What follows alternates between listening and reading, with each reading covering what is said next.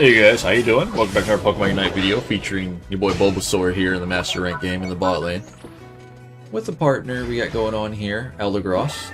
This is a solo queue game in which I wanted to take a peek at because people like to think Venusaur is, you know, God tier, S tier, whatever you want to call it.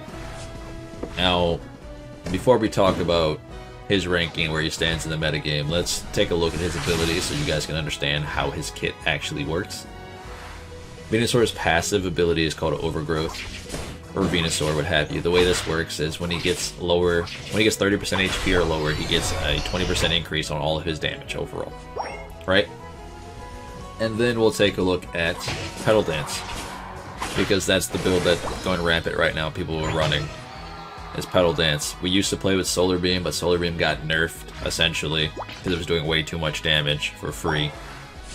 So everyone's typically running PETALDANCE. Now, what PETALDANCE does is it allows you to deal an immense amount of damage when you're inside of a team fight. It's a big ol' AoE that does damage to everyone around you. And then on top of that, you get Giga Drain, which also heals you a little bit when you hit a target.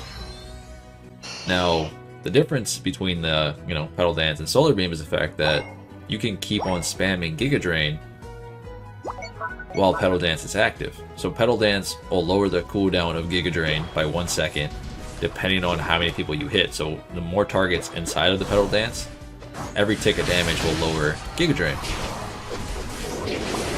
So you got a bulky Pokemon, being Venusaur, give or take, doing 20% more damage when you're low HP with PETALDANCE going around while you're healing. It's pretty nuts. It's very, very strong, but it's also strong in certain ranks. That's the downside. That's why I don't believe that Venusaur is God tier, S tier, whatever you want to call him right now. He is very, very strong once you become Master Rank and people want to rotate, people want to do Dreadnought and Zapdos. People actually group, right? Venusaur is very strong, yes. Then you can consider him to be an S tier Pokemon, okay? Now, leveling up through the ranks, becoming a beginner, to going up to veteran, what have you, Venusaur is not very good.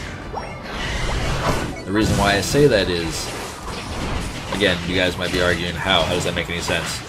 Nothing changes with his kit. Right, nothing changes with his kit, but the playstyle changes. Because going up from beginner to veteran to ultra, all the way up until ultra rank, is where the metagame changes. Meaning, once you get ultra rank, people actually start doing Rotoms, objectives, trying to rotate. In the beginner great ranks, that doesn't happen. I mean, you guys can attest to this. People don't want to rotate. People just want to go fight or do their own thing. So it's a lot harder for Venusaur to be a carry or to pop off when you don't have a team behind you because they're not rotating for these objectives. You can't just walk in there 1v5 and expect to carry the game. Pokemon Unite doesn't work like that. This game works in a group setting. You know what I mean? So when you're grouping up for Rotoms and Zapdos, Dreadnoughts, what have you, and Master Rank games and higher ranks of Ultra, yes, Venusaur is very, very strong. But again, anything under that, it's hard to do that. People don't even come out of the jungle to get bees. Now, other than that, this Pokemon's a lot of fun. He doesn't have that many weaknesses right now, just because PETALDANCE is pretty much always off cooldown inside of a team fight, so you get a giant boost of mobility, movement speed. So you have a getaway, you can count that as a gap closer if you want to, because the movement speed burst, you outrun pretty much every other Pokemon in the game, unless Machamp has submission going. It's about the same, But the Pokemon has a lot going on for him. His third attack's the Vine Whip that can crit, by the way, in case you guys don't know this. It does crit with Scope Lens. But again, this Pokemon is a team-based Pokemon. So super strong in higher ranks of play. Not so great when you're trying to climb through beginner ranks, you know what I mean? Now, other than that, hopefully everybody who has been playing Venusaur knows how good this Pokemon is, let alone enjoys playing this Pokemon. Like, I'm sitting here 3v1 right now. The only reason why I was able to pull that off is because Zeraora doesn't have a Unite move. That's it. Just doesn't have a Unite move. Imagine if he had a Unite move, he would have just killed me instantly, to be fair. Because I think Zeraora is in that spot where if you want to play from, you know, day one, beginner rank, and get all the way up to Masters, Zeraora will carry you all the way up there, no problem. Regardless of how bad your team might be, if Zeraora gets ahead by ganking a lane, by getting his rotations, he can carry a game because he's very oppressive. With his Unite move, he's very oppressive with his overall damage. But again, like, here we go again. In this instance, he literally Unite moves me, and I don't have enough damage to kill him. I cannot burn through his barriers that he gets from his abilities. And I don't think, even if I had my Unite move, I would have been able to take him down.